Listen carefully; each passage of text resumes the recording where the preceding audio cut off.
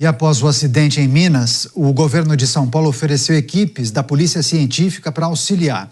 O governador Tarcísio de Freitas publicou uma nota e lamentou a tragédia que deixou quase 40 mortos na BR-116, no município de Teófilo Otoni.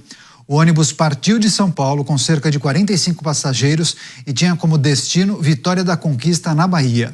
O presidente Lula colocou o governo federal à disposição da prefeitura de Teófilo Otoni e disse que lamenta imensamente e enviou orações aos familiares das vítimas fatais desse acidente. Lula ainda disse que reza pela recuperação dos sobreviventes do que ele chamou de terrível tragédia. Para comentar os assuntos mais importantes deste sábado, Cristiano Vilela aqui com a gente. Vilela, seja muito bem-vindo. Ótima noite a você. Muito ruim, né, a gente começar o jornal com uma notícia como essa, mas a gente pôde observar ao longo dos últimos anos, talvez das últimas décadas, houve uma série de mudanças, né, na legislação, Código de Trânsito, aumento na fiscalização, muitas campanhas. Mesmo assim, nos deparamos com episódios terríveis, como o que aconteceu em Teófilo Otoni. Qual é a análise, qual é a reflexão que a gente precisa fazer quando a gente olha para uma série de medidas que vêm sendo tomadas, mesmo assim ineficientes em alguns aspectos?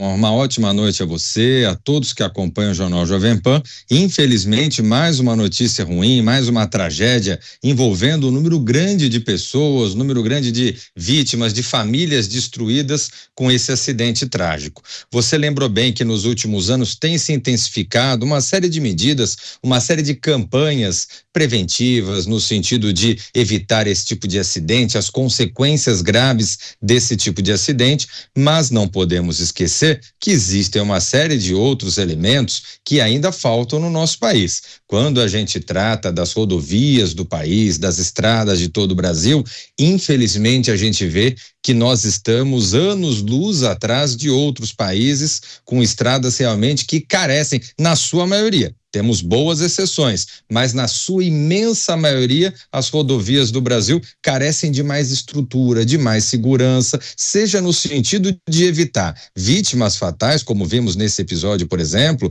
seja no sentido de conseguir fazer com que o Brasil possa economicamente avançar cada vez mais com uma estrutura viária melhor. Tem muito a ser feito ainda, Daniel, tem muito a ser feito e mais uma vez a gente lamenta esse trágico acidente. Sem dúvida alguma, toda a nossa solidariedade às famílias e amigos das vítimas. Agora, Vilela, estamos às vésperas das festas de fim de ano, né?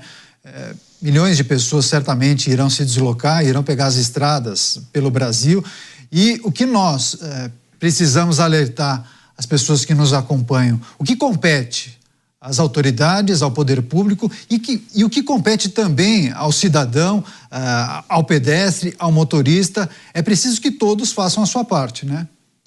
Exatamente, Daniel. E nesse contexto que a gente está vivendo, desse recesso de fim de ano, dessas festas natalinas, coincide com um período de grande aumento de chuvas, o que acaba tornando naturalmente o tráfego muito mais perigoso, o trânsito mais perigoso, muitos acidentes nas estradas nesse período. Então é fundamental que haja um cuidado dobrado, que haja uma precaução dobrada, especialmente com relação à bebida e com outras situações do tipo que podem acabar levando a esse tipo de situação. Quando se trata do tráfego, quando se trata das rodovias, nós temos que fazer a nossa parte e também que o outro faça a sua parte, porque uma pessoa que realmente não cumpra aquilo que é o dever do bom motorista pode causar vários acidentes, ceifar várias vidas e destruir muitas famílias. Então, é fundamental que nós, cidadãos, tenhamos muito cuidado redobrado, ainda mais nesse período.